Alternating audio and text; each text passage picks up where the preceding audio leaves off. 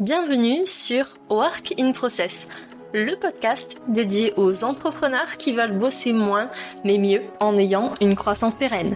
Alors, si vous voulez allier croissance et sérénité, performance et flexibilité, abonnez-vous.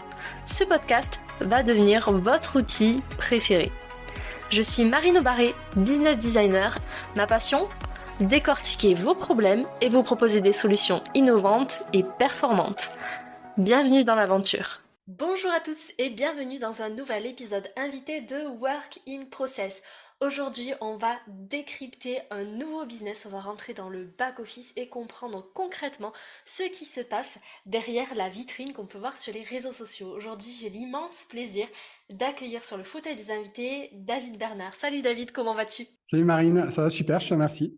Je suis hyper contente de te retrouver. Il y a pas mal de personnes qui vont pas te connaître, David. Alors pour te présenter, toi, tu es le CEO, le fondateur d'Assess First. C'est une solution de recrutement prédictif qui permet aux entreprises finalement d'anticiper la capacité de leurs candidats et de leurs collaborateurs à réussir et à s'épanouir en poste. Aujourd'hui, il y a environ 3500 boîtes, je crois, qui utilisent la Ouais, solution et qui augmentent du coup leur performance jusqu'à 25%, qui réduisent leur coût de recrutement de 20% et qui diminuent le turnover de 50%. C'est énorme. c'est ça, exactement. Ouais, bah écoute, c'est ce qu'on fait. En fait, c'est vrai que la particularité d'Assessfair, c'est que, en gros, on va permettre aux entreprises de recruter différemment. C'est-à-dire qu'aujourd'hui, on sait très bien que la plupart des boîtes, bah, elles recrutent sur la base du CV, des entretiens. Alors bon, il y a énormément de biais, de limites à ce type de recrutement. Et ce qu'on propose, c'est une méthode un peu alternative qui se centre vraiment sur le potentiel des candidats, des candidates. C'est-à-dire, en gros, on va s'intéresser à qui ils sont, qui elles sont, leur capacité cognitive, ce qui les motive, la personnalité. Tout ça au travers d'évaluations, de tests. Et en effet, bah, ça permet de garantir une meilleure expérience candidat et également eh bien de recruter des collaborateurs, comme tu l'as dit, plus performants et qui vont rester plus longtemps en poste. Voilà. Super. Moi, franchement, je pense que c'est une approche qui va être de plus en plus démocratisée, en tout cas, je l'espère, dans Mm. l'avenir, dans le future of work, finalement. Et moi, je t'ai fait venir, David, sur le fauteuil des invités pour parler de quelque chose d'assez particulier qu'on voit pas souvent. Tu as fait passer ta PME en 100% remote, donc en 100% télétravail pour Ouais. ceux qui parlent pas anglais.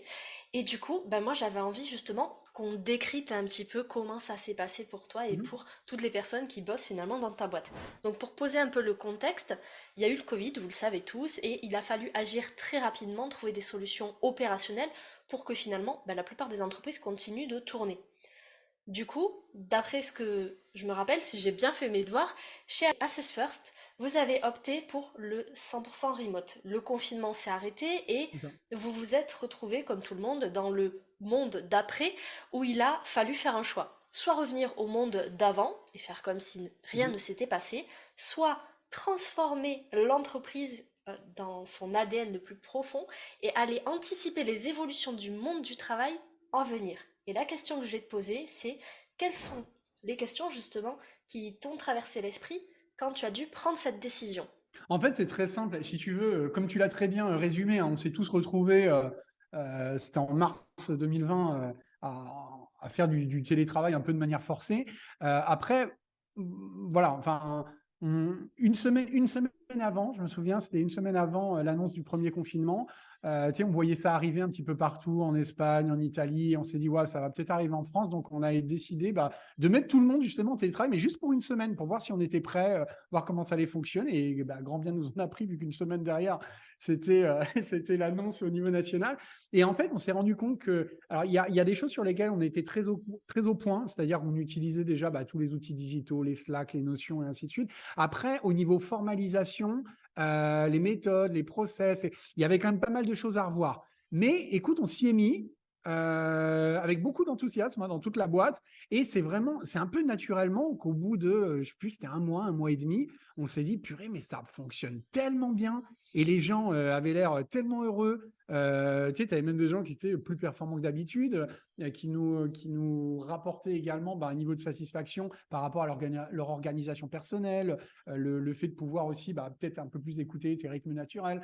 Et surtout, je me souviens tout le temps, toujours, pardon, un matin, je me réveille et je sais pas pourquoi, j'ai un truc dans la tête, je me dis, mais en fait, la façon dont on fonctionne, enfin, au quotidien, hein, toutes les boîtes depuis des années, en fait, c'est un héritage de l'ère industrielle quand on y réfléchit un peu. C'est-à-dire que tu n'as pas besoin, quand tu es dans des métiers de service, hein, bien sûr, tous les métiers ne sont pas télétravaillables, mais dans beaucoup de métiers quand même, dans les 30% de métiers de service, tu as besoin d'un ordi, tu as besoin d'un téléphone, tu as besoin d'une connexion Internet qui fonctionne, et ça va en fait.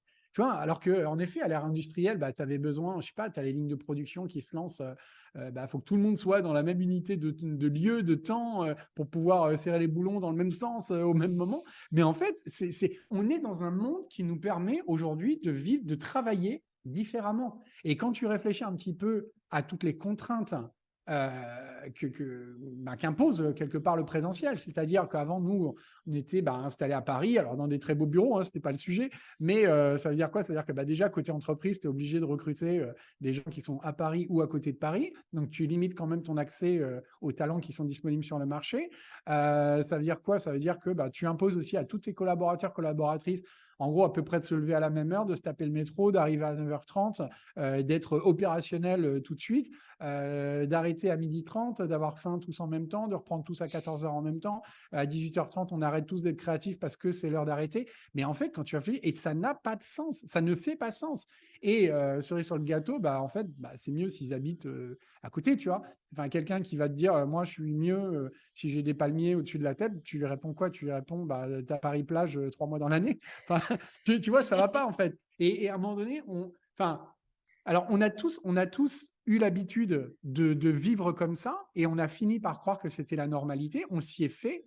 Mais en fait, non, tu n'es pas obligé de faire rentrer ta vie personnelle dans ce qui te reste de toutes tes contraintes professionnelles. Aujourd'hui, enfin, encore une fois, hein, ça peut paraître un peu bizarre de dire ça. Encore aujourd'hui, je le sais. Mais en fait, quand on réfléchit, on peut aussi se dire à un moment donné, une vie, on n'en a qu'une. Et non, pardon, j'ai pas envie de vivre enfermé comme un robot accroché à la capitale, à celle-ci ou à une autre, parce que c'est comme ça que le travail est organisé. En fait, on peut tout avoir. Tu sais, je pense qu'il y a beaucoup de personnes qui disent on peut pas tout avoir dans la vie, you can't have it all. En fait, si. En vrai, tu peux tout avoir. Tu peux avoir un travail sympa, payé avec des salaires parisiens, parce que c'est ce qu'on a choisi de faire, de garder les salaires parisiens. Tu peux choisir de vivre à l'autre bout de la France ou dans un autre pays si ça te chante. Et puis voilà quoi, tu vois. Enfin, travailler pour une mission qui t'éclate avec des collègues extraordinaires, te voir aussi régulièrement, parce qu'on va en parler, j'imagine, mais être en full remote, ça ne veut pas dire être enfermé tout seul au fin fond de sa cuisine ou de son petit bureau mal aménagé, tu vois, et ne jamais voir les autres. Ouais. Moi, je pense je suis partisan vraiment on peut avoir une vie extraordinaire où tu t'éclates dans ton taf, tu es bien payé et en même temps, tu as une vie personnelle ultra épanouissante. Écoute, je partage la même vision que toi et il y a une phrase que tu cites de temps en temps dans tes contenus que j'aime beaucoup, c'est l'entreprise n'est pas une garderie pour adultes. Et en fait, Ouais. ça rejoint un petit peu ce que tu as dit là, c'est-à-dire que tu dénonces clairement les pratiques qu'on peut avoir de micromanagement dans la plupart des boîtes, Mhm. façon vieille école qu'on voit dans des PME, parfois même dans des startups, Ouais. qu'elles utilisent ces pratiques malgré elles, parce que comme tu dis, ça fait partie du paysage actuel, en tout cas du monde du travail. Et euh, moi, du coup, la question que je vais te poser, c'est que une fois que tu as pris la décision, finalement, de transformer Assess First, transformer ton entreprise, tu as dû faire un état des lieux de l'existant pour pouvoir le faire évoluer. Du coup, quels sont les points, toi, qui, à tes yeux, ont été les plus importants à prendre en compte pour faire cette transition? Mmh. La première déjà, c'est s'assurer que tout le monde est bien installé parce que, tu sais, on était en confinement, bon, tu en as qui étaient dans leur résidence secondaire ou dans la maison des parents avec, tu vois, les 2000 mètres carrés de jardin, la piscine et ainsi de suite. Bon, c'est sûr que tu le vis pas de la même manière. Mais après, quand tu te dis, OK, on va installer ça sur la durée, la première chose pour moi, c'est s'assurer que tout le monde vraiment est bien installé à un bureau convenable, tu vois, un bon bureau, a une chaise ergonomique, si besoin d'un écran externe, un écran externe. Enfin, voilà, et soit vraiment confort pour bosser. Et encore une fois, hein, full remote, c'est pas work from home. C'est pas tu travailles que de ta maison. Ça veut dire que tu as Ouais. vraiment la liberté de travailler d'où tu veux. Mais quand même, le fait est qu'on a tous un endroit où on passe quand même le plus clair de notre temps, qui est notre maison. Enfin, quoique, je suis assez sûr, je sais qu'on a quelques personnes qui sont toujours à droite, à gauche aussi. Tu sais jamais quand ils ouvrent la webcam, s'ils sont à Marrakech, à Berlin ou à Barcelone ou je ne sais où. Mais en fait, ouais, ça, c'était le premier truc. Donc, on a fait une petite enquête. On a interrogé tout le monde dans la boîte pour leur demander voilà, quels étaient les équipements dont ils disposaient. Est-ce qu'ils avaient une pièce à part? Est-ce que, encore une fois, est-ce qu'ils ont la chaise tu vois, qui permet quand même de bosser je sais pas, tu es dans un bureau, tu es bien installé. Là, tu es dans ton bureau à toi. C'est important que tu aies la même chose. On a fait une petite enquête aussi. Enfin, c'était la même enquête, mais qui portait sur un volet. On avait un volet qui concerne aussi le vécu des gens, c'est-à-dire comment ils vivaient ça, parce que on peut voir, on peut voir le côté je peux bosser depuis, je sais pas, depuis l'endroit où je veux, mais tu as aussi la question de l'isolement, tu vois, c'est-à-dire qu'est-ce qu'on met en place à un moment donné pour faire en sorte que, encore une fois, hein, le full remote ne se transforme pas en chacun se retrouve totalement isolé chez soi, sans contact avec les autres. Donc, on a fait une petite enquête sur le vécu. Alors après, il y a eu un gros travail de documentation parce que qui dit full remote dit quand même passer d'une culture de l'oral, du présentiel, à une culture de l'écrit. C'est-à-dire qu'à un moment donné, si tu n'as plus les gens dans l'open space à côté de toi pour répondre à tes questions, il faut formaliser les choses. C'est-à-dire quelle est toute la connaissance produit, marché, client, quels sont les différents process mis en place, quels sont les rituels qu'on va inventer justement pour faire en sorte que de continuer à vivre la culture d'entreprise. Il y a aussi quelque chose, mais qui est, à mon sens, fondamental, crucial, c'est réinventer l'onboarding. Surtout pas, tu vois, par exemple, typiquement, il y a pas mal de boîtes qui se disent, bon, on a un process d'onboarding, ça fonctionne pas trop mal en présentiel, on va le transposer en full remote. Mais non, c'est pas ça, en fait. Faut le repenser totalement. Faut pas essayer, parce que, et pour tout, hein, pour le management, pour la communication, pour l'onboarding, pour tes méthodes de recrutement, en fait, si simplement tu essayes de faire des ajustements de ce qui existait en présentiel en full remote, en fait, tu vas forcément dégrader en fait ce qui existait. Alors que si tu repars from scratch, tu repars de zéro en te disant, OK, et si j'avais une toute nouvelle boîte que je la démarrais en full remote, comment on ferait? Ça serait quoi le meilleur process d'onboarding, par exemple, d'intégration des nouveaux collaborateurs, des nouvelles collaboratrices à distance, en 100% à distance. Et là, en fait, tu commences à réfléchir différemment et tu mets en place des choses qui sont beaucoup plus puissantes. Beaucoup plus puissantes. Ouais. On est d'accord. Vous ne voyez pas parce que c'est un podcast, mais j'ai un sourire jusqu'aux oreilles puisque David utilise les mots que je préfère le plus au monde. Processus, expérience collaborateur, système et on va en parler. Restez bien tout au long de l'épisode, on va en parler.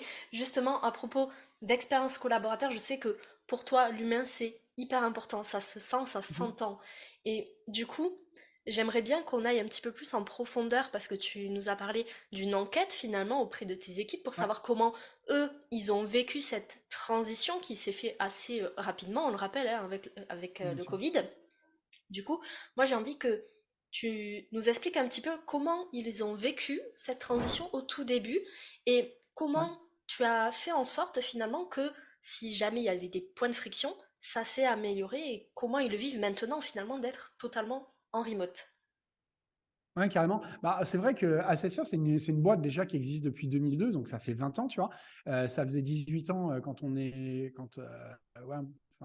ouais, 18 ans, 17 ans et demi, 18 ans, on va dire, quand il y a eu le premier confinement. Et donc, on avait une personne qui bossait en full remote déjà, mais à Marseille. Mais je te dis, c'était une personne sur 55. Donc nous, on avait quand même une culture très office-based, enfin très travailler dans les bureaux. Et je me souviens de la façon dont on l'a annoncé, parce qu'on avait pris la décision assez rapidement, mais on l'a vraiment officialisé. Je crois que c'est en juin, en juillet, je sais plus, avec les collabs. Et donc j'avais fait une petite intervention en Zoom. Donc on avait réuni les 55 personnes. Et justement, présenter cette vision sur le futur du travail. On n'est plus à l'ère industrielle, c'est l'ère des services, on peut potentiellement travailler d'où on veut. Et il y avait un slide à un moment donné, dernière slide, tu avais une vidéo avec l'espace et tu avais la Terre en petit et qui approchait. Et à un moment donné, c'était ma conclusion. Je leur dis, voilà, ça, à partir de septembre, c'est votre nouveau bureau, en fait. Et là, les gens ont débloqué, tu vois. En fait, il y a eu deux réactions. La première, ça a été « Waouh, mais ça veut dire qu'on peut travailler de n'importe où, mais vraiment, vraiment, vraiment pour toujours. » C'est-à-dire que si je veux, je peux déménager dans le sud de la France ou en Espagne. Et bah ouais, en fait, c'est vrai. Et tout de suite, enfin, vraiment en parallèle, il y a, mais qu'est-ce qui va devenir de la culture d'entreprise? Tu vois? Parce qu'on avait une culture, mais extrêmement forte. Enfin, c'est sûr, c'est une boîte qui s'est construite autour d'une mission. Tu vois, c'est-à-dire, bah, notre mission, c'est comment on peut aider les entreprises, les individus à comprendre en quoi ils sont uniques, comment on peut les inspirer à exprimer leur plein potentiel. Donc, quelque chose de très fédérateur où tu as vraiment l'impression de contribuer à quelque chose de fort, la transformation des pratiques de management, la transformation des pratiques de recrutement. C'est une vision du monde et du travail totalement différente. Et donc, ouais, il y avait un très, très fort engouement autour de ça, une culture très forte. Et tu te dis, mais est-ce que ça va survivre en fait au full remote? Tu vois, c'est-à-dire que si tu te vois moins, tu sais, on dit des fois loin des yeux, loin du cœur. Donc, est-ce que c'est la même chose pour une boîte qui passe en full remote?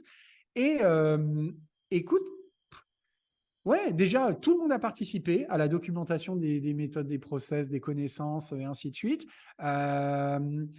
Et puis, oui, c'est quand même posé la question assez rapidement. Parce que tu sais, tu as toujours la période de lune de miel hein, dans le remote. Au départ, tout le monde a adoré, tout le monde trouvait ça très cool.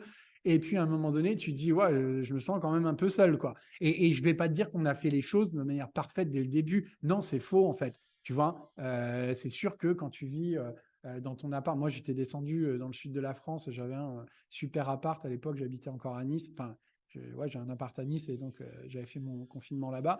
Et bah oui, tu as ta terrasse, t'es bien, tu as le soleil. Oui, c'est sûr, moi je le vis bien. Après, quelqu'un qui est dans 20 mètres carrés à Paris, ou peut-être même moins, bah, il le vit peut-être moins bien, tu vois. Ouais. Donc très rapidement, on s'est dit, bon, comment on fait pour s'organiser? Déjà, on définit les budgets, des budgets qui permettent à chacun de s'organiser, comment dire, de s'équiper. Donc aujourd'hui, c'est 1000 euros par collaborateur avec une boîte qui s'appelle Workwise. Ensuite, très rapidement également, définir des budgets qui vont permettre à chacune, à chacun de pouvoir prendre des coworking s'ils en ont envie. Donc là, on a un partenariat avec des coworking qui s'appellent Space. Donc, on en a un peu partout dans Paris. Je crois que c'est le groupe Regus derrière. Donc, il y a aussi des Regus, des choses comme ça. Okay. Donc, un budget aussi pour coworking, pour faire des team building. C'est-à-dire que les équipes ont la possibilité, si elles le souhaitent, de se dire, bah tiens, l'équipe SDR, BDR, donc les business developers, bah, ils vont se prendre, je sais pas moi, quelques jours à Barcelone ou à Marseille ou je ne sais où, dans Airbnb, et puis pour pouvoir bosser, se retrouver un peu pendant 3-4 jours. Donc ça, c'est possible. Donc on a mis en place tout ce qu'il faut, même au niveau des team building à plus grande échelle. C'est-à-dire que 2 fois par an, généralement, c'est en mars et en septembre. Donc, bah, c'est pas généralement, c'est toujours d'ailleurs comme ça. Donc, on a 2 gros team building où on réunit toute la boîte. Donc, le dernier, c'était pour les 20 ans de la boîte d'Assess First à Ibiza. Donc, on a emmené tout le monde. Donc, c'était la grosse folie, t'imagines bien. Et là, le prochain, c'est en mars. C'est la fin du mois à Bordeaux. Donc, dans un château. Voilà. On va passer 3 jours ensemble pour justement parler de la vision, de la mission, faire le point sur les résultats, les choses qu'on doit mettre en place. Et ça fonctionne bien, tu vois, ça fonctionne bien. Aujourd'hui, tu as des gens qui ont la liberté qu'offre le full remote, c'est-à-dire qu'ils peuvent organiser leur vie comme ils et elles le souhaitent. Bien sûr, ça doit s'accompagner d'une transformation dans ta culture managériale, parce que tu peux être en full remote et faire du flicage. Tu sais, tu as des gens qui mettent en place des systèmes pour savoir voilà, sur quelle touche j'appuie, est-ce que je suis connecté à telle heure ou pas. Donc, bon, ça, c'est pas terrible. Donc, moi, je pense, on est vraiment partisan, tu vois, chez Assesseur, d'une culture de la, comment dire, c'est liberté, mais C'est de la fondamentale, quoi. confiance. Enfin, tu vois, c'est radical, quoi. Ouais, c'est ça, c'est la confiance. Et donc, tu dois avoir une liberté trust by default, c'est-à-dire que par défaut, tu choisis de faire confiance aux gens, de te dire qu'ils vont faire ce qu'il faut. En même temps, tu mets à disposition aussi, tu leur mets à disposition des outils qui leur permettent de bien faire leur job, quoi, tu vois. Par exemple, là, on a implémenté une solution récemment qui s'appelle Jiminy, qui permet aux sales d'enregistrer leur call. Tu vois, tous les commerciaux, ils peuvent enregistrer et puis pouvoir se réécouter, voir comment ça s'est passé, partager les meilleurs moments, les moments qui ont été plus challengeants. Et tu vois, quand tu mets ça en place, par exemple, bah, faut être vraiment attentif. C'est-à-dire que ça peut être pris, si tu as une sale culture, entre guillemets, ça peut être pris comme un outil de surveillance. Parce que tu dis, ah, mais pourquoi ils m'enregistrent? Pourquoi ils veulent faire ça? Donc, si tu es dans une culture un peu flinguée, tu vois, tu te dis, ouais, ils vont s'en servir pour me virer si jamais ils voient que je suis pas pertinent.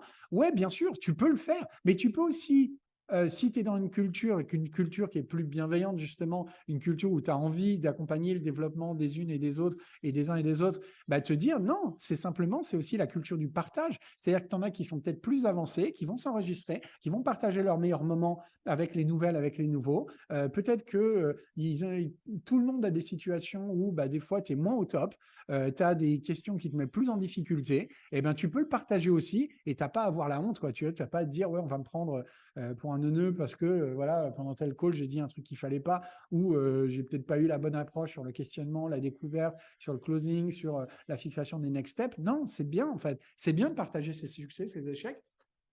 Donc ouais, tu as ça, donc c'est permettre à chacun d'avoir cette liberté d'organisation de sa vie, de ses journées, et en même temps la possibilité aussi de se voir régulièrement, quoi. Tu vois, et ça, je pense que quand tu as les deux, mais tu es le plus heureux, la plus heureux du monde, tu vois. Aujourd'hui, ce qui me fait marrer, hein, c'est que tu sais, moi, je fais régulièrement des points avec des collabs. Tu sais, on a un outil, hein, enfin, c'est un petit module qu'on met sur Slack, une messagerie interne, qui s'appelle Donut et qui te crée automatiquement chaque semaine des pairs. C'est-à-dire que bah, ça va je sais pas, te dire, tiens, là, tu as un café à prendre avec X, Y, Z, avec telle personne cette semaine. Et donc, bah, tu t'organises, tu fais ton truc. Et en fait, moi, à chaque fois que je fais un call avec des gens, à chaque fois, ils me disent tous la même chose. Ils me disent, purée, Alors, il y a deux choses. C'est soit, ah, c'est génial, vraiment, on est très reconnaissant. Enfin, je suis hyper reconnaissant de la liberté que ça m'offre. Jamais j'aurais pensé qu'une boîte, ça pouvait exister. Ou il y en a d'autres qui me disent, David, tu as totalement flingué, tu as détruit ma vision de l'entreprise. C'est-à-dire que je ne pourrais plus jamais travailler dans une entreprise classique. J'ai trop pris de confort, en fait, quoi, tu vois. Et en même temps, enfin, c'est pas juste prendre du confort pour le confort, parce que enfin, on est une boîte aussi, tu vois. On est une boîte, on a une mission. Moi, ce qui compte le plus pour moi, fondamentalement, c'est que collectivement, on arrive à transformer la manière dont le recrutement se fait aujourd'hui en France et à l'international, et la vision du talent management, tu vois. Parce que c'est ça, c'est ma mission à moi. C'est quand je me lève, c'est pour ça que j'ai créé cette entreprise. Et bien évidemment, si on n'est pas performant, bah, ça peut pas fonctionner. Tu vois, des fois, tu as des gens, quand on publie des offres, qui m'envoient des messages sur LinkedIn en disant « Ah, ça tombe bien, moi, j'ai toujours voulu travailler en remote. » Non, mais le remote, c'est une modalité de travail, tu vois. Si tu viens parce que tu viens chercher du remote, moi, ta candidature, franchement, elle m'intéresse moyennement. Par contre, Oui. tu respires la mission, si tu as envie de t'engager dans cette entreprise de transformation du monde pour faire advenir quelque chose de supérieur, de meilleur, plus respectueux des uns des autres, eh bien là, on a une conversation et bah, à côté de ça, il se trouve qu'on est une boîte en full remote et qu'on peut t'offrir la liberté de travailler d'où tu veux. Voilà. Faut vraiment le prendre dans ce sens-là, en fait, quoi. Voilà. Ah, c'est bien que tu le précises dans l'épisode parce que justement, moi je vois pas mal de personnes qui disent, bah tiens, cette entreprise propose tel avantage, du coup je vais aller Ouais. postuler. Alors que en fait, ce qui est le plus intéressant, et ça marche pour les entrepreneurs qui cherchent des clients, mais aussi pour les personnes qui cherchent du travail, c'est vraiment de s'intéresser à la culture d'entreprise. Bien Qu'est-ce sûr. qu'elle est? Est-ce qu'elle est définie déjà? Parce que c'est pas toujours le cas. Est-ce qu'elle est définie? Et surtout, comment elle est portée par tous les membres de l'entreprise? Parce que une Clairement. culture d'entreprise qui existe, mais qui n'est portée que par son CEO, bah pour moi en Hum. tout cas, c'est pas une réussite. Parce que bah, ça veut dire qu'il n'a pas réussi à emmener toutes les personnes avec lui sur sa vision. Et bah toi, clairement, on sent que c'est pas du tout le cas. On sent que tout le monde Hum. est hypé par cette mission-là. Et du coup, je reviendrai sur les process plus tard parce que ça, j'ai vraiment envie de le développer. Mais je voulais Ouais. savoir quels sont les impacts que toi, tu as détectés à court et moyen terme, puisque ça fait quand même pas mal de temps maintenant, à court et moyen terme, Ouais. sur ton business. Le fait de passer en 100% remote, est-ce que tu as vu, je sais pas, par exemple, une perte de chiffre d'affaires, une perte de productivité, ou au contraire des augmentations ou d'autres choses? En fait, ça s'est joué à plusieurs niveaux. Déjà, la première chose, ben, c'est un impact indirect sur ton business, mais on sait bien que bah, enfin, une boîte qui réussit, tu sais, c'est ce que je dis toujours, tu as la formule du succès d'une boîte, c'est quoi? C'est de la vision. Enfin, en fait, il faut une vision qui soit inspirante, qui donne enfin, suffisamment enthousiasmante, suffisamment grande aussi pour donner envie à la fois à tes clients, tes collabs de te suivre.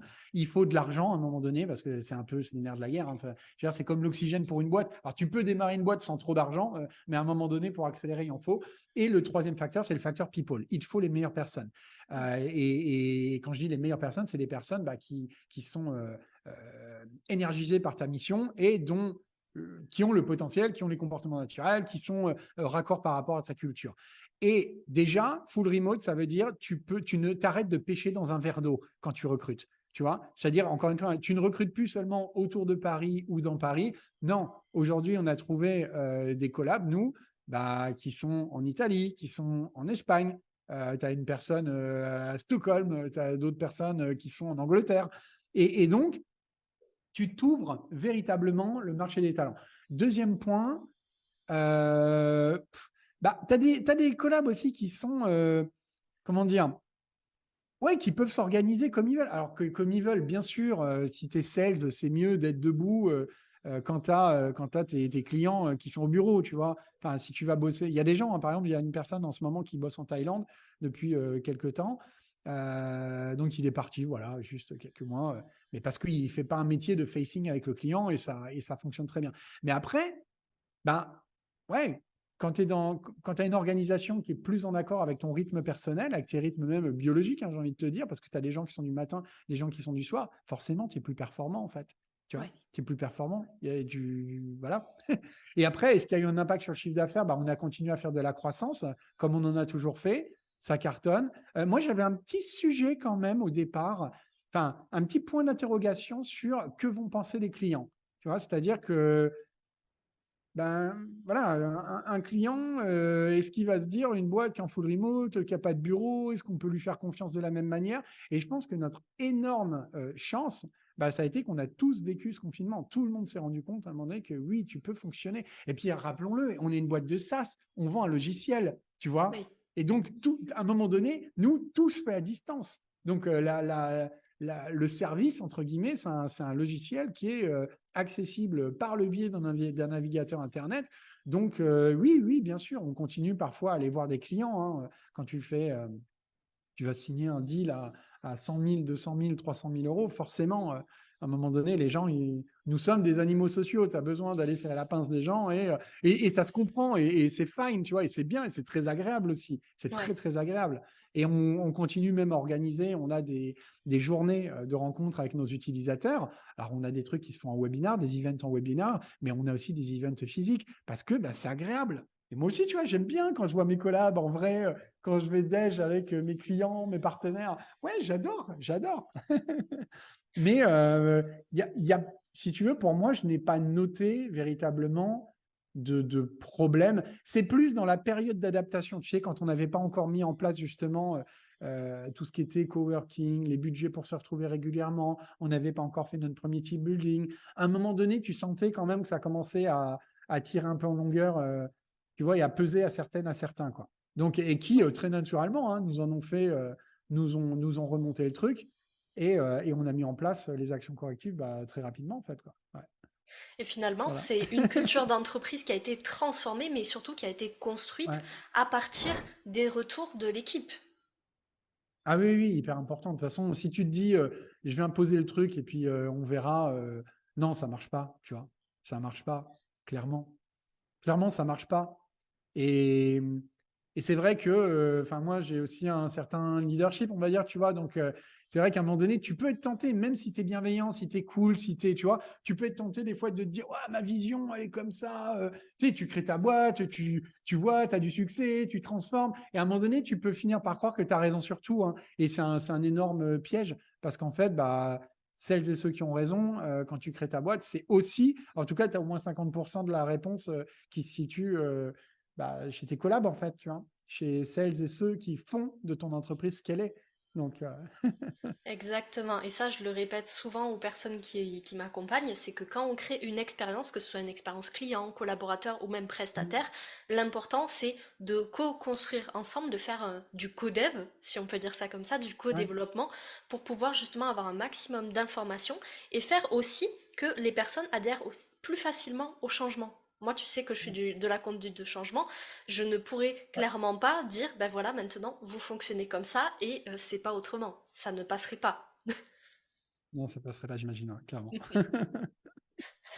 Du coup, je ferme cette parenthèse sur la partie expérience utilisateur. Je reviens sur les process dont tu nous as parlé Ouais. un petit peu tout à l'heure. Donc, tu nous as dit que vous bossiez sur Notion, un outil qui est assez connu, en tout cas auprès des entrepreneurs français. Du coup, je voulais savoir comment ça s'est passé concrètement, parce que Notion, pour ceux qui ne connaissent pas, c'est un outil qui propose des pages blanches où C'est strictement il n'y a ça. rien dessus et il y a tout à créer.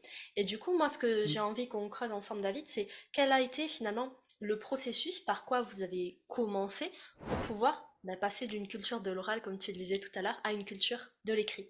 En fait, si tu veux, alors déjà, ce qu'il faut savoir, c'est on n'a pas tapé juste du premier coup, tu vois, on a itéré, on a fait plusieurs versions.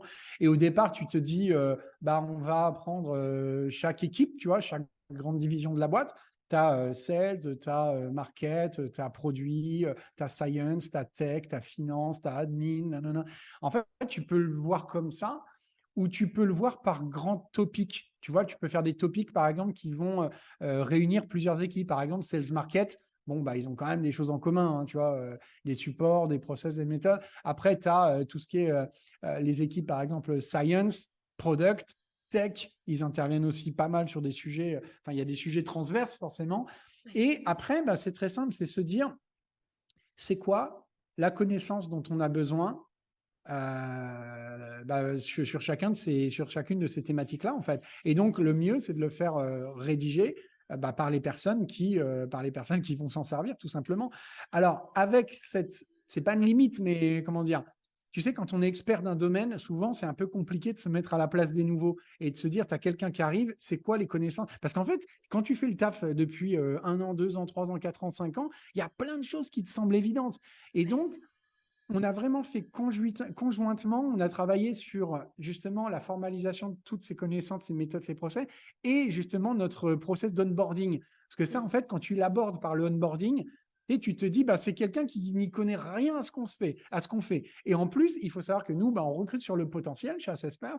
Donc, c'est possible de recruter, par exemple, un sales ou une sales ou quelqu'un au product donc qui va travailler sur les notions de recrutement prédictif.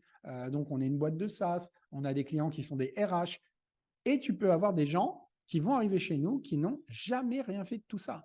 On a déjà embauché, par exemple, des anciens serveurs, serveuses, tu vois, dans des bars, voilà, et qui finissent bah, chez nous à vendre une solution de recrutement prédictif à des DRH. Parce qu'on croit fondamentalement que bah, si tu as le cerveau qui est plutôt bien câblé, que tu as l'envie fondamentale de changer le monde, que tu as les valeurs qui sont alignées par rapport à celles de la boîte, que tu as les talents naturels qui vont dans le sens de ce qui permet la réussite dans un job, bah, on s'en fout de ton passé en fait. C'est pas les écoles par lesquelles tu es passé ou tes expériences précédentes qui vont conditionner le fait que tu vas réussir ou pas. Et on a eu des exemples de succès, mais extraordinaires. Je te jure, hein, franchement, ça fait. Même si tu le sais, tu vois, théoriquement, c'est notre job. Oui, bien sûr, c'est ce qu'on voit aux clients tous les jours. Mais quand tu le vis en interne et quand tu vois la transformation sur la vie de l'individu que tu as recruté et quand tu vois la valeur que cette personne apporte autant à ses clients qu'à l'entreprise, qu'aux collaborateurs, collaboratrices autour de lui, c'est extraordinaire. Donc voilà, ouais, on a vraiment pris. Enfin, pardon, ouais, j'ai fait une petite parenthèse là.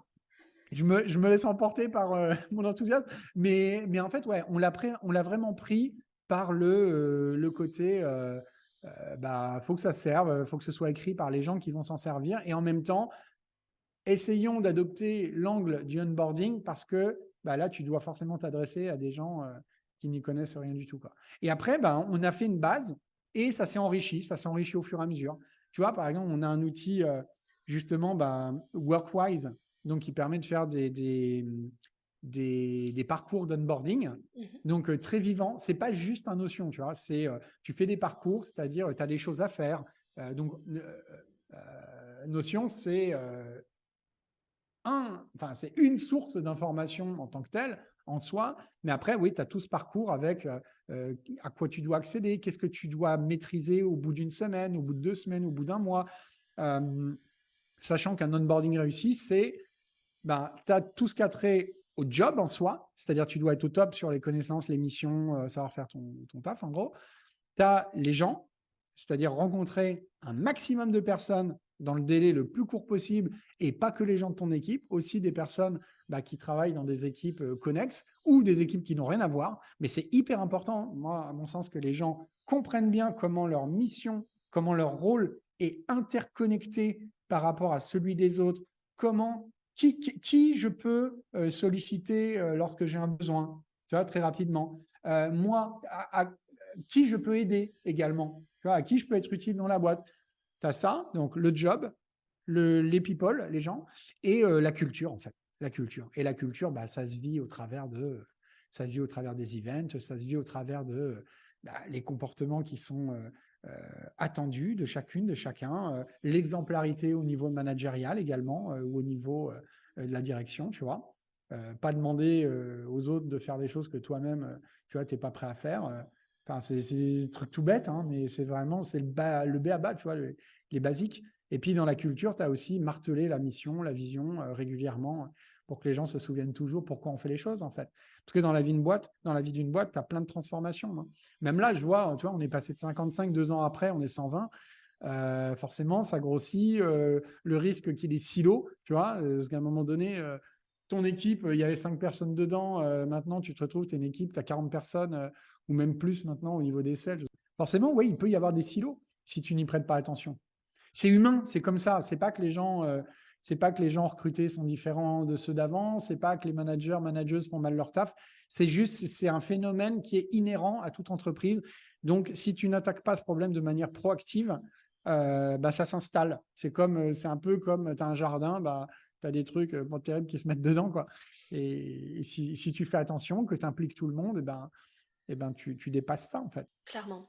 Et par rapport au process, justement, toi tu parlais d'onboarding et moi j'aime beaucoup cette notion parce que je pars du principe que déjà dans la partie recrutement, il y a un énorme pourcentage de réussite qui se Ouais. joue, mais au niveau de l'onboarding, effectivement, c'est important de donner à la personne qui rentre dans ton business un maximum de ressources pour que finalement, elle se retrouve pas un matin à se dire je suis perdue, je sais pas ce qu'il faut que Ouais. je fasse, je sais même pas à qui je dois le demander, et du coup, d'être parfois gêné à cause de ça et de se retrouver bloqué et ça peut créer des situations assez complexes. Donc moi, ce que je recommande quand il s'agit de travailler sur des process, c'est effectivement que ça soit les personnes qui réalisent les tâches qui les rédigent, donc que ça soit compris dans le temps de travail, ça c'est Ouais. important je pense, Oui. mais au-delà de ça, c'est d'avoir deux autres niveaux de lecture, on va dire. Donc toi, tu as parlé du niveau onboarding, c'est-à-dire le niveau très débutant, qui connaît pas du tout la Ouais. boîte, connaît même pas les tâches et qui a besoin de quelque chose de très guidé pas à pas. Donc le niveau débutant, on a le niveau expert, mais qu'est-ce qu'il y a entre les deux? Entre les deux, c'est une personne qui, on va dire, a un profil assez polyvalent, qui peut s'adapter et du coup qui va rajouter finalement une couche, une grille de lecture qui va permettre d'optimiser encore plus les processus. Parce qu'un Ouais. expert va peut-être faire un processus très synthétique, parce que pour lui, comme tu le disais, c'est logique. Donc il va pas se dire, il faut que la personne, elle clique en haut de son écran, etc. Le Oui. débutant, par contre, lui, va faire quelque chose de très détaillé, peut-être parfois trop, pour se rassurer. Du coup, d'avoir un intermédiaire, ça permet de faire la balance entre les deux et d'avoir quelque chose finalement qui serve à tous les niveaux. Ouais, c'est une super approche. C'est une super approche, en effet. Parce que c'est vrai, encore une fois, hein, tu peux avoir le risque, en effet, si tu fais rédiger, par exemple, tu prends des gens qui sont là depuis je sais pas combien de temps dans la boîte, putain, ils vont te faire des process, enfin tu vois, ils vont te documenter. Tu te dis, OK, toi, tu comprends, tes collègues qui sont arrivés en même temps que toi il y a 5 ans, ils comprennent. Mais les nouveaux, c'est compliqué, quoi. Donc, ouais, tu as vraiment cet équilibre à trouver, en effet. Ouais. Et puis ça capitalise aussi sur une autre notion que moi j'aime beaucoup et je pense que tu la partages aussi, c'est la notion d'intelligence collective. C'est-à-dire que moi je pars du principe que les entreprises de demain et certaines d'aujourd'hui, elles ne sont pas du tout silotées, comme tu le disais, elles fonctionnent pas à l'ancienne de façon très pyramidale, c'est quelque chose qui est beaucoup plus transversal. Et du coup, de capitaliser sur cette intelligence collective, ça permet de décupler finalement les résultats et les performances au niveau individuel, mais aussi au niveau de l'entreprise, en fait. Ouais, absolument. Ouais. Oui, oui, complètement. Et c'est vrai que même intervenir à plusieurs sur la rédaction parfois de certaines pages, tu vois, notions, tu te dis, c'est intéressant parce que chacun a quand même sa sensibilité, sa manière d'aborder les problèmes de manière un peu différente. Alors oui, bien évidemment, à un moment donné, quand tu as une équipe avec beaucoup de gens dedans et que tu souhaites mettre en place des process, c'est aussi quelque part pour apporter une certaine standardisation. Ça ne veut pas dire mettre les gens dans des cases et leur enlever toute marge de liberté, mais c'est avoir des guidelines, des lignes directrices, pardon, qui servent de référence à tout le monde. Et ces guidelines, tu vas peut-être pas les interpréter de la même manière selon ta sensibilité, selon est-ce que tu avais un peu d'expérience ou pas, ou selon que tu viens de tel ou tel domaine. Donc c'est toujours intéressant. C'est comme, par exemple, quand tu entends tes clients qui parlent de ton produit. Tu vois, c'est-à-dire, toi, tu as l'habitude d'en parler d'une certaine manière. Quand tu fais ton market, il y a des choses que tu mets en évidence. Et quand tu demandes à tes clients comment ils utilisent tes produits et c'est quoi la valeur qu'ils en tirent, des fois, ils te sortent des trucs. Tu te dis, ah, ok. Ouais, c'est pas le truc que j'aurais mis en numéro 1, mais apparemment, ça te sauve la vie. Ok, intéressant, intéressant. Ouais, mais comme tu le disais, effectivement, chacun a des sensibilités différentes et je pense que dans la conception d'une transformation d'entreprise, c'est important de le prendre en compte. Tout à l'heure, on parlait de rythme biologique. Il y en a qui sont plus du matin, d'autres plus du soir, des fois de la nuit. En plus, il y en a qui sont un petit peu partout dans le monde, donc avec le décalage horaire, ça bouscule encore plus tout ça.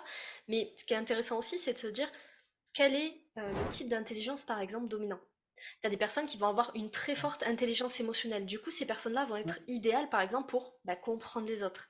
T'en as, ils vont avoir des intelligences où c'est beaucoup plus visuel. Dans ce cas, la culture de l'écrit, c'est parfait. D'autres, par contre, c'est plus kinesthésique, auditif. Dans ce cas, qu'est-ce qu'on met en place dans les entreprises pour que ces personnes puissent pleinement s'intégrer et participer à l'évolution de la boîte? Et ça, je pense que c'est des challenges qui seraient assez intéressants à creuser. Qu'est-ce que t'en penses?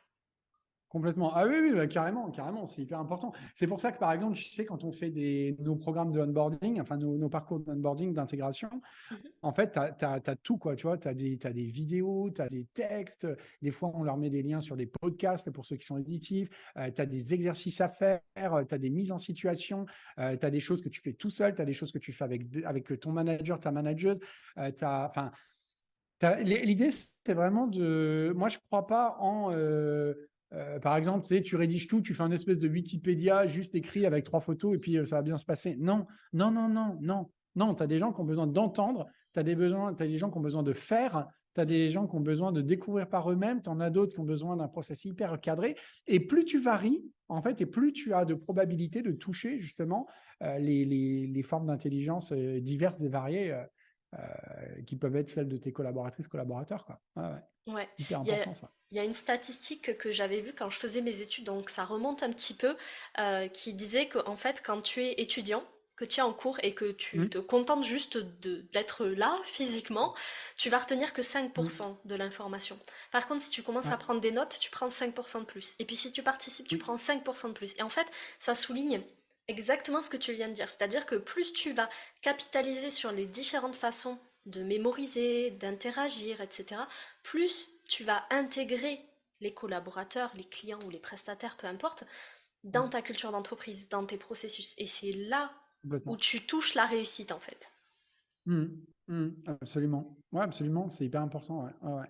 Ouais, et c'est clair que par exemple, tu vois, on a aussi on a comment dire, tous les mois, on fait un meeting avec l'équipe, les All-Hands meeting par exemple, où on présente les différents chiffres de la boîte, les objectifs, les accomplissements par équipe, nanana, savoir où on en est. On parle aussi des points qui ont été marquants sur le mois dernier, qu'est-ce qui va se passer pour le mois d'après. Et on a aussi une équipe qui vient et qui présente, qui explique ce qu'ils font en fait.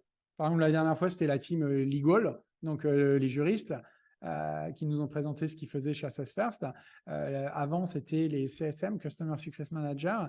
Et en fait, quand tu es capable d'expliquer ce que tu fais, tu vois, d'apprendre aux autres, et ben en fait, clairement, c'est là que tu intègres le mieux l'information. Enfin, c'est le niveau ultime de la maîtrise de la connaissance, c'est quand tu es capable de l'apprendre aux autres, en fait, tu vois, de le transmettre. Et ça, par exemple, on s'est rendu compte que c'est hyper intéressant. Enfin, et outre le fait qu'en effet, ça permet aux gens de consolider ce qu'ils font, de clarifier leur process, et ainsi de suite, c'est hyper intéressant pour toute la boîte de comprendre. Tu vois, parce que dans une boîte de 120, des fois, tu ne sais pas ce qu'ils font exactement au legal. Par exemple, tu sais qu'il y a des juristes, qu'elles sont deux, mais exactement Et pareil, les SDR, bon, bah, tu sais à peu près ils doivent trouver des leads, les qualifier, mais quel est leur lien, quels sont les liens avec le marketing, avec les account exécutives, avec les autres, est-ce qu'ils travaillent ou pas avec les account managers? En fait, je trouve que ça, c'est ouais, faire circuler l'info comme ça et permettre aussi aux uns et aux autres de mieux se connaître, tout simplement. Ça participe à, comme on parlait tout à l'heure des silos, ça participe à faire en sorte qu'il n'y ait pas trop de silos dans la boîte. Totalement. Et du coup, moi j'ai envie de te demander, au jour d'aujourd'hui, quels sont les challenges auxquels tu fais face maintenant que le 100% remote, on va dire, est installé chez Assess First? Quels sont les challenges que tu as en ce moment? Bah alors, les challenges qu'on a en ce moment, ils sont. Tu as toujours ce truc des silos où il faut être très attentif quand même, tu vois, je me rends compte. Parce que voilà. Donc là, on travaille toujours vraiment là-dessus en étant hyper attentif. Après, bah, deux gros challenges. Là, si tu veux, on met un gros coup d'accélérateur sur l'Angleterre et c'est pas. Je vais pas mentir, hein, c'est pas que évident, tu vois. C'est-à-dire que c'est pas juste tu prends les recettes qu'on marchait en France et puis boum, t'y vas. Parce qu'en plus, en France, on est sur enfin, nous, on est une boîte mature maintenant, aujourd'hui. On est très, très bien implanté. Ce qui n'est pas le cas du tout en Angleterre. En Angleterre, on est quand même beaucoup moins connu. Là, on commence à nous connaître un peu, mais on a beaucoup moins de légitimité que ce qu'on a acquis en France. Et bah, l'équipe, c'est une équipe beaucoup plus restreinte aussi également. Et parfois, la tentation, ça pourrait être de se dire, bah, on va faire en Angleterre comme on fait en France aujourd'hui. Tu vois, parce qu'aujourd'hui, on est au top. Ouais, mais ce qui nous a permis de réussir en France, c'est pas ce qui nous permet aujourd'hui de réussir en France. Donc, tu vois, c'est comme des fois, on se dit, tu as des gens qui te donnent des conseils en disant, ah, moi, j'ai réussi, tiens, je t'explique ce que je fais au quotidien. Non, mais m'explique pas ce que tu fais au quotidien. M'explique-moi ce que tu faisais, enfin, ce que tu faisais il y a 10 ans, 15 ans, 20 ans, et qui t'a permis de venir, d'arriver au niveau où tu en es aujourd'hui. C'est ça qui est véritablement intéressant. Tu vois. Donc là, sur l'Angleterre, ouais, on a un vrai défi. Et puis, la transformation de notre business. C'est-à-dire qu'aujourd'hui, on était très connu sur la partie recrutement prédictif, c'est-à-dire on est une solution d'évaluation du potentiel. Nanana. Là, on veut aller beaucoup plus loin. On va faire un gros virage. Alors, je ne peux pas encore en parler trop, mais en gros, ça, on va faire un gros virage. On continuera à faire ce qu'on a toujours fait, mais moi, je suis convaincu que le business là qu'on va lancer, d'ici quelques années, ça pourrait représenter 5 fois, 10 fois, 15 fois en termes de chiffres et d'impact ce qu'on fait aujourd'hui. Donc, c'est pas évident hein, parce que tu es en plein succès, tu vois, tu es tout en haut de la vague. Ouais. Et en fait, tu te dis, bah, c'est peut-être le moment de se réinventer en fait. C'est pendant qu'on est complètement successful, pendant que la boîte, elle cartonne, elle surperforme, on continue à faire une croissance de fou. Bah, c'est peut-être maintenant en fait qu'il faut penser à l'après. C'est pas quand tu commences. Là, j'ai l'impression qu'on monte, ouais, on est tout en haut de la montagne, ça cartonne. Et il y a des gens souvent qui se disent, bah, je profite du haut de la montagne, je regarde parce que là, je vois tout à 360 degrés, je m'éclate, il fait beau, je suis au-dessus des nuages. Et c'est bien connu, hein, quand tu prends l'avion au-dessus des nuages, tu as toujours du soleil. Quoi. Ouais. Et je vais attendre, bah, dès qu'il y aura les premiers signes de fléchissement, on pensera à l'après. Mais c'est déjà trop tard, en fait. Et en fait, moi, je me dis toujours, la meilleure manière de rester dans le game, c'est d'être celui ou celle qui détruit son propre business, en fait. Et quand tu as la capacité à faire ça, après, bon, tu n'es pas obligé de tout casser à la hache, hein, mais qui en se tout cas, réinvente. Quand tu te mets, voilà, quand tu te mets en position de faire ça, ouais, tu te réinventes et puis en fait, bah, tu t'assures de ne pas disparaître. Tu n'as pas de mauvaise surprise, en fait. Donc là, on en est typiquement à cette étape-là, tu vois. Là, on a bossé comme des fous furieux pendant et fous furieuses et folles furieuses. On a bossé comme ça pendant ouais, 1 an et demi, 2 ans quasiment. Et là, on va sortir des trucs. Wow, ça va. Mais bon, c'est toujours pareil, hein, quelque part. Je ne vais pas dire que c'est un pari parce que je pense que c'est quand même assez bien maîtrisé. Mais moi, je ne m'attends pas non plus à ce que ça cartonne du premier coup et on sait qu'il va falloir faire des ajustements. Nanana. Mais c'est terriblement excitant, terriblement enthousiasmant en fait. Une période géniale, quoi. Après, au niveau du remote en soi, franchement, tu sais, ça fait 2 ans et demi maintenant, ça tourne.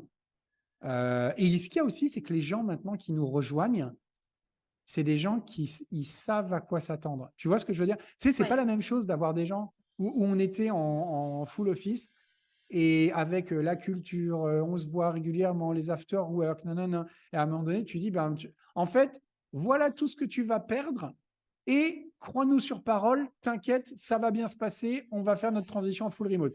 C'est quand même pas la même, tu vois, que quand on te dit, bah voilà, c'est sûr, c'est une boîte, elle est en full remote. Tu as des collaborateurs qui parlent sur LinkedIn toute la journée pour expliquer comme c'est extraordinaire.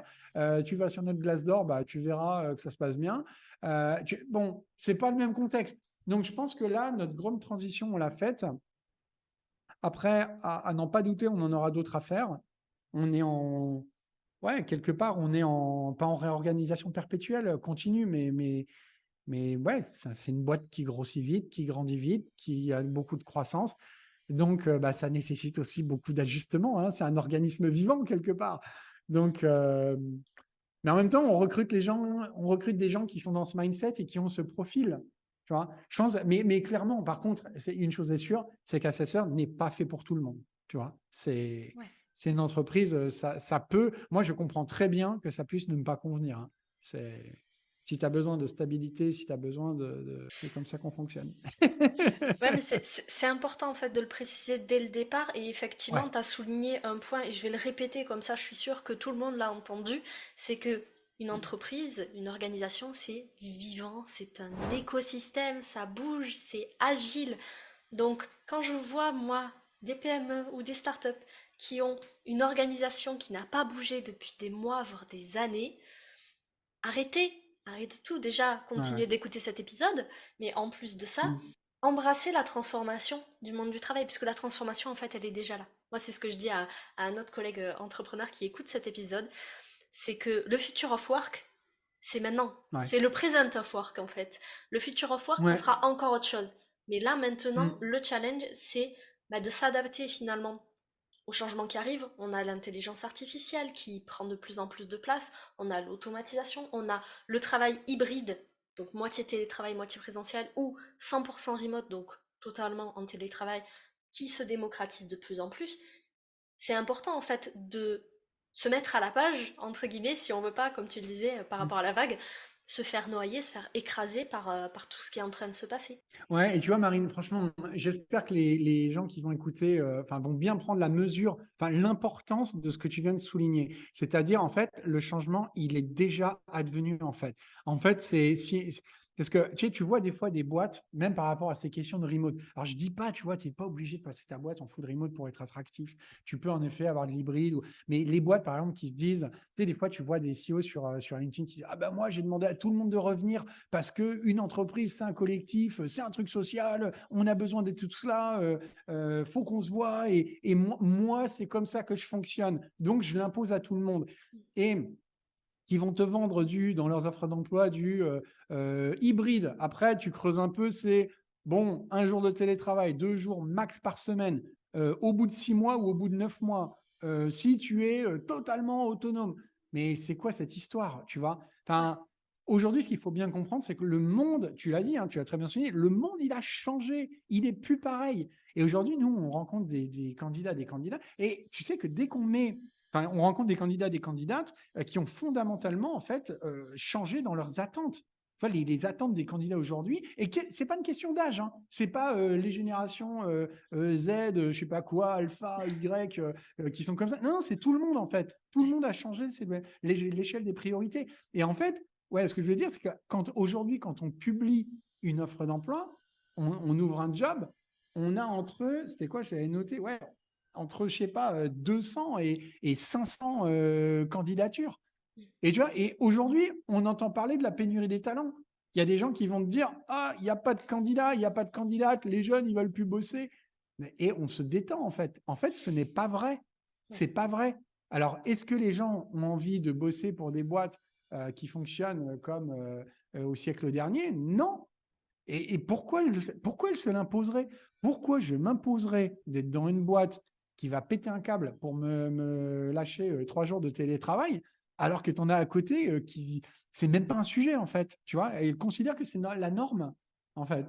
donc, donc il faut juste se dire, enfin si on veut être aimé, il faut commencer par se rendre aimable, tu vois, c'est important en fait. Et ne jamais oublier que les candidats, ils ont le choix. Ouais. C'est pas parce que je mets une offre d'emploi en ligne que je suis le seul à rechercher des collaborateurs, des collaboratrices. Donc c'est une compète en fait. Donc plus je suis attractif et plus plus j'aurai de probabilité de trouver des personnes qui voudront venir travailler avec moi, quoi. Voilà. C'est ça. Et au-delà d'être attractif, en fait, faut pas juste faire des belles promesses, et ça je le souligne aussi parce que c'est très Ah important. oui. Mm. En fait, faut Mm. pas avoir une culture d'entreprise sur un post-it. Ça, c'est la Ouais, première ouais, étape. ouais, ouais. Mais par contre, une fois que vous l'avez définie, votre culture d'entreprise, il faut la faire vivre. Encore une fois, c'est une Ouais. entreprise, c'est vivant.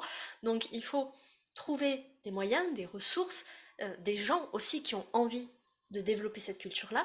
Et ce qu'il faut savoir aussi, et ça, on en a fait un épisode sur Work in Process sur la philosophie d'entreprise, mais il faut savoir que une philosophie d'entreprise, généralement, ça vient des fondateurs. Par contre, la culture, Mm. c'est créé par les personnes qui gravitent dans Ouais. l'entreprise. Et chacun, comme tu le disais tout à l'heure, chacun va avoir sa façon d'appréhender la philosophie d'entreprise. Et ça, c'est hyper important parce que peut-être que vous, en tant que dirigeant qui nous écoutez, vous avez une vision très précise, très carrée de ce que vous voulez faire. Mais les 100, 200, 300 personnes que vous allez recruter, elles n'auront pas la même que vous. Et ça, c'est important d'intégrer cette notion-là parce que les choses ne vont pas forcément se passer comme vous l'aviez prévu. L'important, c'est qu'elles se passent bien et qu'elles se passent en collectif et que ça soit le collectif qui porte le succès de la boîte. Carrément. Et tu sais, quand tu dis ça, en fait, c'est hyper important. Enfin, je trouve que c'est hyper intéressant parce que cette distinction philosophie, culture d'entreprise, parce que c'est vrai que quand tu as créé ta boîte, tu sais, surtout si tu es resté une petite boîte pendant un moment, en fait, tu sais, c'est ton truc, c'est ton projet, en fait. Et tu te dis, c'est moi, je l'incarne. euh, et il y a toujours une phase où, justement, tu passes un cap en termes de nombre de collabs. Faut que tu mettes en place des lignes managériales, des relais, faut que tu structures un peu plus les choses. Et à un moment donné, je pense, moi, que si tu n'abandonnes pas, si tu ne fais pas le deuil à un moment donné de ça, du ma boîte égale moi, en fait, ta boîte, elle peut pas passer à l'étape d'après, en fait. Et se dire que oui, il y a ta boîte, c'est la culture, c'est les gens qui travaillent avec toi qui la font, en fait. Toi, tu peux impulser, tu dois donner la direction, tu vois, tu dois donner la vision, tu dois faire vivre cette philosophie et la transmettre dont tu parlais. Mais à un moment donné, faut accepter de partager le pouvoir, entre guillemets, quoi. Sinon, ça peut pas fonctionner, en fait. Moi, je suis totalement d'accord avec toi. Je sais que cette phrase peut faire criser les oreilles de certains qui nous écoutent. Mais encore une fois, vous n'êtes pas obligé de faire tout ça du jour au lendemain. Ça peut se faire de façon Bien sûr. progressive. Et l'important, justement, c'est, je pense, d'y aller étape par étape pour pas se cramer soi-même, mais aussi pour pas cramer les ressources de son business. Et ça, pour moi, en tout cas, c'est une des valeurs qui sont très très fortes dans mon travail. C'est, Ouais. on peut avoir de la croissance, on peut avoir de la structure, de l'optimisation, voire même du scale pour ceux qui veulent scaler. Et l'important, Mm. c'est de préserver les ressources de l'entreprise. Et les ressources, c'est pas que l'argent, c'est pas que le temps. C'est Mm. les humains aussi qui sont à l'intérieur parce que c'est Mm. les humains qui font tourner la machine et pas l'inverse. 100% aligné. Du coup, j'ai une dernière question pour toi, David. Qui sont les deux entrepreneurs dans ton réseau que je peux aller interviewer qui peuvent nous raconter des pépites justement sur leur back-office, sur leur entreprise? Les deux entrepreneurs que tu peux interviewer. Après, c'est des boîtes qui sont un peu dans notre domaine aussi, tu vois. J'aime bien ce qu'ils font chez mince, le nom chez Clever Connect. Je trouve qu'ils font des choses intéressantes. Je t'enverrai ça si tu veux. Je vais me casser la tête. J'ai pas envie d'en favoriser plus que d'autres. Ça marche. Et Du je coup, pourrais te. je mettrai les noms pour les personnes qui sont curieuses dans la Ok. description de l'épisode. Comme ça, vous pourrez aller regarder Ouais. aussi. En tout cas, merci beaucoup David pour cet échange. Moi, j'ai vraiment adoré. J'espère que vous qui écoutez encore cet épisode, vous avez aimé aussi et peut-être que ça vous a donné des pistes de réflexion pour intégrer soit l'hybride, soit le 100% remote dans votre business. En tout cas, c'était l'objectif de l'épisode. Merci beaucoup David pour tout ce que tu as partagé avec nous. Merci à toi, Marine. C'était avec plaisir. On se retrouve la semaine prochaine pour un nouvel épisode invité. À bientôt! Voilà, cet épisode est maintenant terminé. Merci pour votre écoute. Je vous souhaite à tous une belle journée, soirée et à très bientôt dans le podcast. Bye! Cet épisode t'a plu? Tu peux le partager en me taguant ou lui laisser 5 étoiles sur Apple Podcast. Encore merci pour ton écoute, à très vite!